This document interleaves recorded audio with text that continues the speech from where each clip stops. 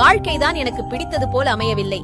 வாழ்க்கைக்கு பிடித்ததை போல என்னை அமைத்துக் கொண்டேன். காயத்திலும் சிரித்துக் கொண்டு, தனிமையையும் ரசித்துக் கொண்டு, என்னையே நான் சகித்துக் கொண்டு வாழத் தொடங்கிவிட்டேன். உரிமை இல்லாத இடத்தில் அன்பை எதிர்பார்த்தது என் தவறுதான். அம்மாவை நேசிக்கும் ஒவ்வொரு ஆணுக்கும் தெரியும் பெண்களை எப்படி மதிக்க வேண்டும் என்று.